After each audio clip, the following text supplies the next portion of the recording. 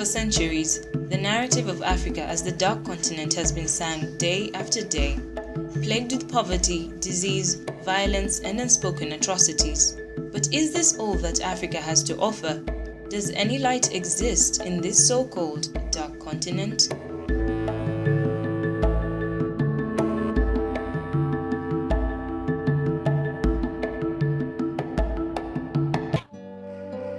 To help me gain a perspective of how residents of this continent view their homeland, I gathered a few young African voices to share how they feel about the African continent.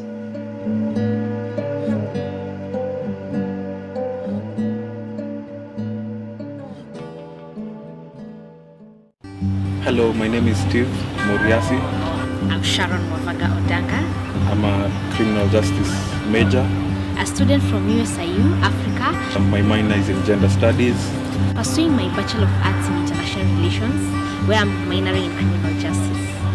Hi, I'm Joanne. I'm a student at USIU studying hotel management. I'm Salwa. I'm Ruth Nyabuto Nyakiraru. I'm a student at USIU. My major is hotel management. I'm studying international relations. Hi, my name is Fatuma. My name is Alba Magezi. My major is IR and my minor is criminal justice. And I'm a student at USIU studying international relations. So my name is Nashan Wana. My name is Don Handa. I'm a journalism student, third year journalism student at USIU. And I study international relations. One word foreigners used to describe Africa.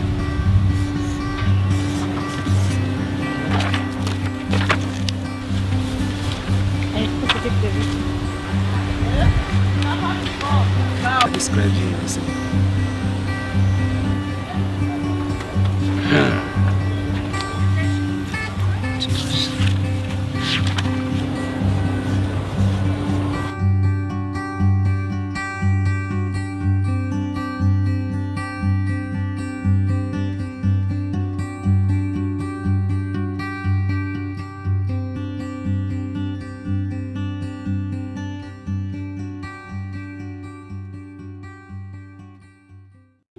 I do not agree with the notion that Africa is poor. No, I don't believe that's a right perception about Africa.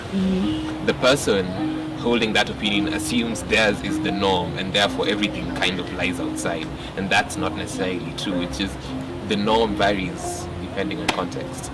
If, for example, I was living in a Western country and I got all the news about Africa, all I would assume is that Africa is a really, really sad place where good things don't happen even if people try very hard. When I talk to most of my friends from other continents, not Africa, they'll be quick to say, Egypt, South Africa. If you ask me to mention two places, I'd mention Egypt and South Africa. They don't see other places. They see Egypt and think that's the whole of Africa. I was with one of my friends in London the other day, and he was describing how Kenyans, we live on trees, we don't have televisions. He was asking if we have roads in Kenya. It's a really nice place. It's not primitive at all. We don't live in trees. Yeah, we live in proper houses. Most of the time I watch YouTube, and then if someone just pours water, the first comment I normally say is, think of the child in Africa dying of poverty, someone who can drink water. Okay, yeah, the Africans who are dying of poverty, but it's not just Africans who are dying of poverty. Even the US, Asia, every part of the world, people have that problem. So people should stop saying Africa's poor. Of course, most of the stories that white news corporations cover in Africa are stories of tragedy. Africa is termed as poor. African is termed as something which it's like a place where people get raw materials. There's nothing good, there's nothing important which comes out of Africa. They just need donors and sponsors. We don't get to hear how we've transformed, how we've moved on, how Africa is doing better. There's this joke that me and my friends make, like whenever a foreigner, especially like someone say from Europe or America, says Africa, like it's always like it's supposed to be said like Africa with like a theatrical whisper, because Africa, it's that place, it's, you know, it's so far away, it's exotic, it's that place where, you know, you have all these horrible things happening, but you have all these interesting cultures, all these ethnic people. Like, it's always seen as like from a distance, so, you know, it's beyond help. But also when even like the most basic things happen that for us, our day-to-day lives, it's somehow beyond expectation. Like, just there's always this idea that it's like Africa is somewhere like distant and kind of unknowable, just this idea of something exotic and far away. Foreigners come to Kenya only to go to very prestigious parks. A lot of people from outside say that Africans are very hostile. They're like animals, like monkeys. They don't meet and interact with the locals. So you get that single narrative which you can't change unless you're there on the ground seeing it yourself.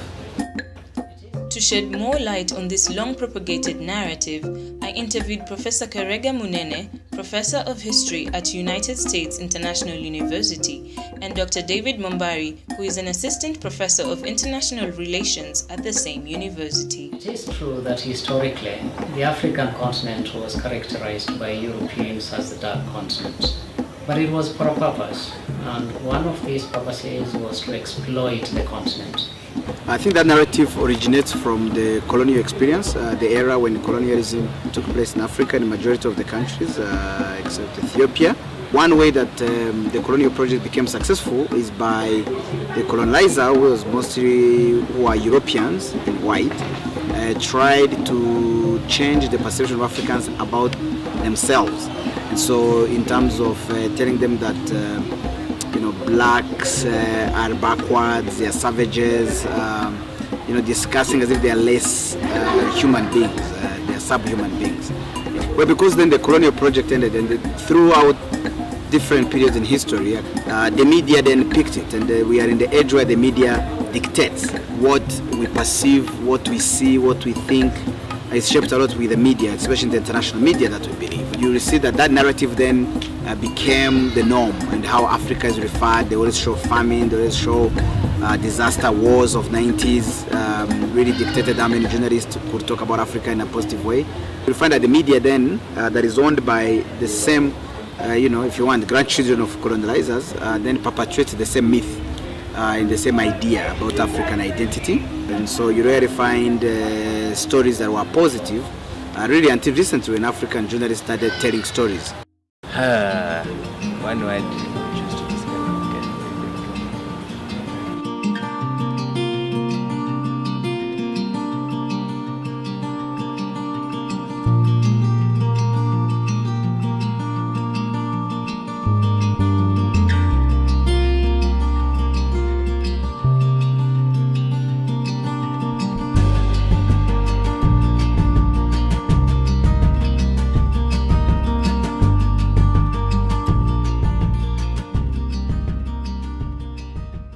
The main reason I chose the exact opposite is because people don't see how rich Africa is.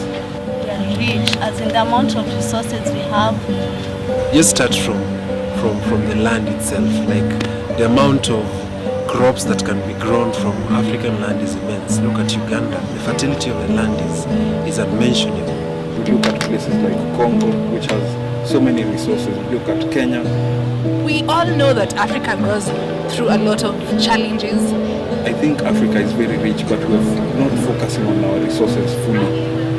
One thing with Africa, and the biggest challenge that African states are facing, is poor leadership and governance. This comes as a result that African leaders, most of them gave rise to their countries, and they still don't want to leave.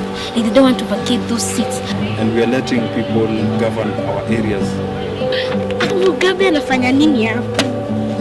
I'm aware that those things happen. Yeah, they happen and they're sad, and we need to change them. So with Africa, I think we're okay, but when it comes to poor and bad leadership, that's why even with these resources, it results to civil wars, political wars, post-election violence, resulting the countries to start dragging behind economically, socially, and even politically. We have the capability to be. So how many countries are developing in Africa? We have the potential. These people have reached their peak, as we haven't gotten to our peak yet. But Africa is more than that. Africa is not just static. Potential, I think, comes from the word potent. And when something is potent, it means that thing has capacity, it has the power. To me, that's how Africa is. Africa is very rich in terms of the intellectuals Africa has in different areas.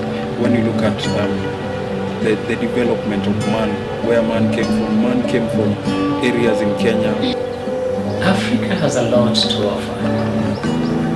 Scientifically, Africa is the cradle of humankind, and every human being on earth traces their origin scientifically to the African continent. So, to begin with, Africa gave the world the population it has today, according to science.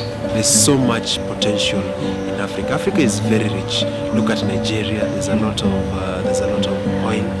In Kenya here, there's oil that has been discovered in Turkana. So it doesn't make sense when they say that Africa is a very poor continent. On the contrary, it should be rated as the richest continent in the world. The first continent with a university was Africa.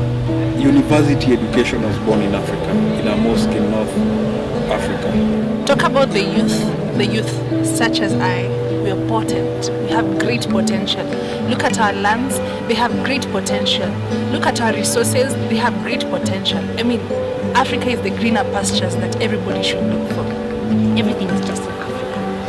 I love Africa, I love the beautiful scenery, I love the wildlife. Africa itself is beautiful, as in the parks we have, the wildlife we have, the people, the diversity is beautiful, the food is beautiful, the music is beautiful, everything about Africa is beautiful.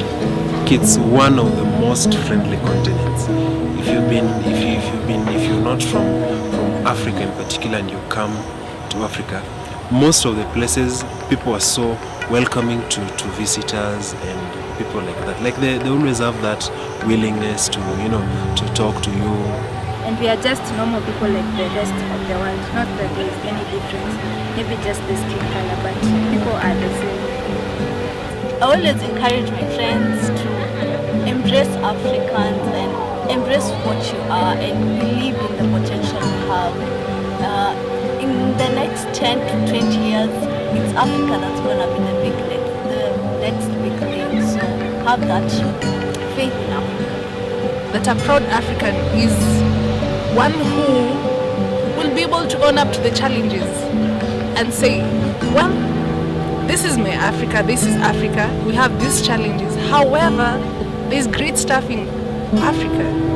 That makes a proud African. Yeah, I am a proud African. I am.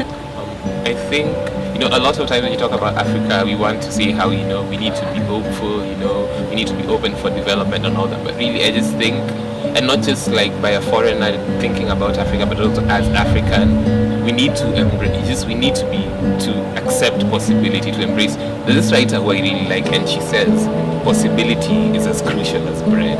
So just like even in the way of our thinking, even when you think about all these, these big challenges that we're led to believe only unique to Africa, like we need to start, it should just be possible to imagine a different way of living. I think if you can start off just from imagining an alternative, then that's where you can start building to something bigger or better, or something different from what we have now. That's how I see Africa. Africans are responsible for their own fate. We have information, you can no longer say that you don't have access to books. The internet is spreading quickly. It's not everywhere in Africa, but it's getting there. But in terms of us educated Africans, we have more information to use to create the reality that we want to see for ourselves.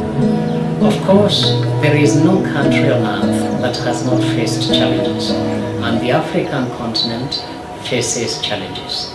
The problem is that we over-exaggerate some of the challenges that we face.